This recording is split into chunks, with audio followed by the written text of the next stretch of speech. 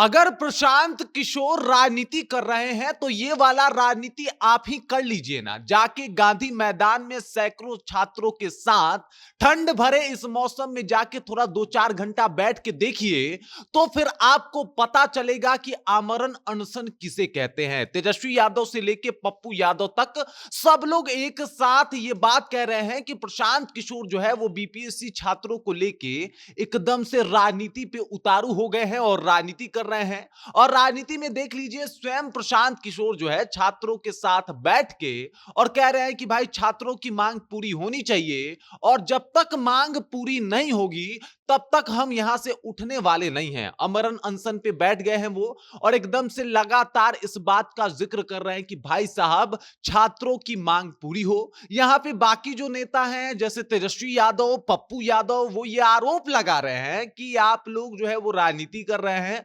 तो मेरा बस यही गुजारिश है कि ये वाला राजनीति आप एक बार करके देखिए, फिर शायद आपका होश ठिकाने आ जाए कि आप जो कह रहे हैं वो कितना बेबुनियाद है। सब कुछ आपको विस्तार पूर्वक समझाएंगे, लेकिन उससे पहले मेरा परिचय जान लीजिए। मेरा नाम है रजत और आप जनता जंक्शन देख रहे हैं। कल प्रशांत किशोर बीपीएससी अभ्यर्थियों को साथ में लेके गांधी मैदान में गांधी मूर्ति के सामने आमरण अनशन पे बैठ गए। उन्होंने कहा कि जब तक बीपीएससी के अभ्यर्थियों की मांगे पूरी नहीं होती तब तक मैं यहां से उठ के जाने वाला नहीं हूं। और उन्होंने कहा कि इसके लिए सरकार को झुकना पड़ेगा। सरकार जिस तरीके से लाठीचार्ज कर रही है, जिस तरीके से छात्रों के साथ बर्ताव कर रही है, वो कतई बर्दाश्त नहीं करूंगा। उसके बाद वहां पे थाना पहुंचता है और थाने से एकदम से बकझक करने लगते हैं प्रशांत किशोर। कहते हैं कि देख लीजिए, मांग तो आपको पूरी करनी पड़ेगी। उधर थाना अपनी जिद को लेके आ रहा हुआ है कि भाई साहब ये प्रतिबंधित क्षेत्र है, यहां पे आप कोई आंदोलन नहीं कर सकते। अगर आपको आंदोलन करना है तो गर्दनी बाग चली जाइए। लेकिन प्रशांत किशोर जो है वो एकदम से जिद करके बैठे हुए हैं कि हम यहां से नहीं हटने वाले, मन करे तो आप एफआईआर कर लीजिए। और उसके बाद प्रशांत किशोर के ऊपर एफआईआर हो गया है। प्रशांत किशोर के ऊपर जो है एकदम से नोटिस जारी हो गया है। लेकिन उसके बाद भी प्रशांत किशोर वहां से 1 इंच टस से मस नहीं हुए। इसी राजनीति की बात कर रहे थे ना, जहां पे इंसान खुद पे केस खा ले रहा है, जहां पे इस ठंड भरे मौसम में प्रशांत किशोर के घर में भी एसी लगा है, तेजस्वी यादव जी, जो आपके घर में लगा है। पप्पू यादव के गाड़ी तो बुलेट प्रूफ है, वहां पे तो गोली नहीं पहुंच पाती। तो भाई साहब ठंड की बात ही हटा दीजिए। तो आप लोग तो उसमें बैठे हुए हैं और वहां से राजनीति कर रहे हैं। कम से कम ये इंसान जमीन पे उतर के ये बात बोल तो रहा है ना कि जब तक इन लोगों की मांगे पूरी नहीं होगी हम यहां से टस से मस नहीं होंगे, हम यहां से हिलने वाले नहीं हैं। और इसी वजह से हम यहां पे बैठे हुए हैं ताकि छात्रों की मांग पूरी कर सके। आपको ज्ञात होगा किस तरीके से गांधी मैदान सबको बुलाए थे प्रशांत किशोर, और छात्रों का नेतृत्व कर रहे थे और कह रहे थे कि पहली लाठी मैं खाऊंगा। उसके बाद जब प्रशांत किशोर वहां से जाके गांधी मैदान वापस बैठ जाते हैं तो पुलिस लाठी चार्ज कर देती है। प्रशांत किशोर के पहुंचने से पहले वहां सब कुछ खत्म हो जाता है। पुलिस जो है बच्चों के ऊपर वाटर कैनन के साथ साथ लाठियां बरसाती है और बच्चों को वहां से हटना पड़ता है।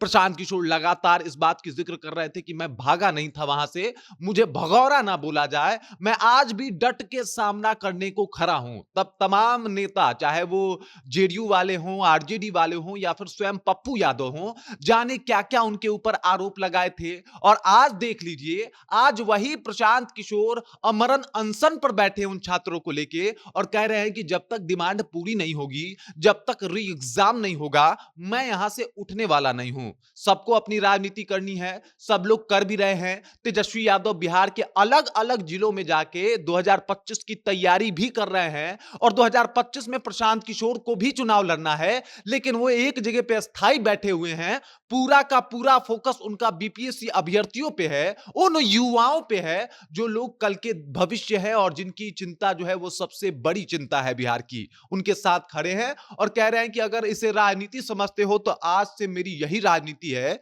यहीं से राजनीति है, यही मेरा ऑफिस है और मैं यहां से टस से मस नहीं होने वाला। भाई साहब देख लीजिए, प्रशांत किशोर के कई विचारों से आप इत्तेफाक नहीं रख पाएंगे, लेकिन अगर कोई काम बेहतर हो तो उसकी तारीफ भी आपको करनी चाहिए। आखिरकार ये काम पप्पू यादव, जो गरीबों के मसीहा कहे जाते हैं और तमाम तरीके के अपशब्द और अभद्र बात को बोलने के बाद भी ऐसा क्यों नहीं कर पाए। हालांकि पप्पू यादव की वजह से आज बिहार में जो है बिहार जाम की स्थिति हो रखी है, ट्रेनें रोकी जा रही हैं।